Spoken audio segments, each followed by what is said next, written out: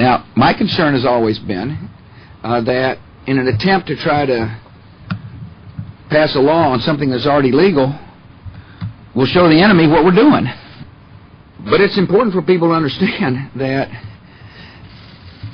this program is so sensitive and so important that if information gets out to how we do it, how we run it, or how we operate, it'll help the enemy. And there's no question the Abu Ghraib pictures not only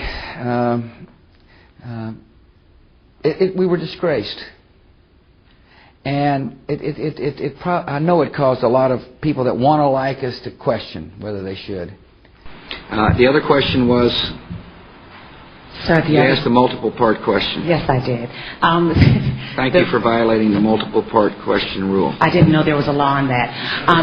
There's not a law. It's an executive order. Okay.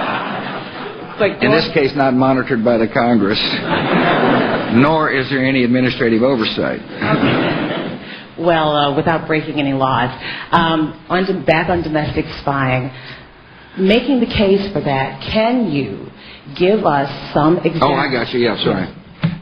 No, I'm not going to talk about that because it would help give the enemy notification and or perhaps signal to them methods and uses.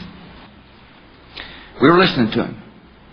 He was using a type of cell phone, or type of phone. And we put it in the newspaper. Somebody put it in the newspaper.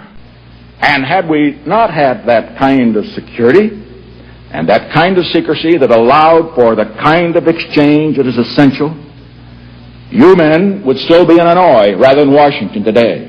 And let me say, I think it is time in this country to quit making national heroes out of those who steal secrets and publish them in the newspapers. That if the attempt to write law makes this program is likely to expose the nature of the program, I'll resist it.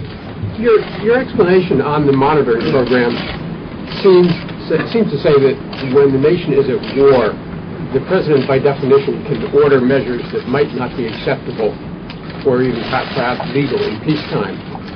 And this seems to sound like something President Nixon once said, which was, when the president does it, then that means it is not illegal in areas involving national security.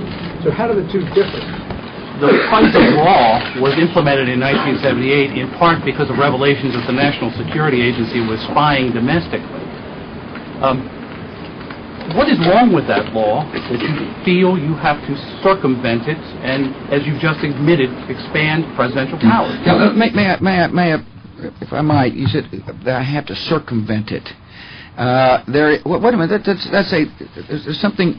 It's like saying, you're breaking the law. I'm not. See, that's what you got to understand. I am upholding my duty and at the same time doing so under the law and with the Constitution behind me. That's just very important for you to understand. Secondly, the FISA law was written in 1978. We're having a discussion in 2006. It's a different world.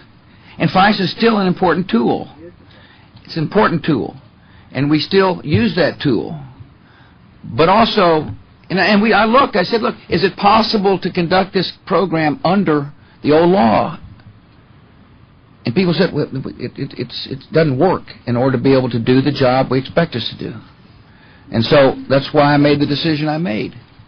And, kind of circumventing is a loaded word, and I refuse to accept it because I believe what I'm doing is legally right. Because people have got to know whether or not their president's a crook. Well, I'm not a crook.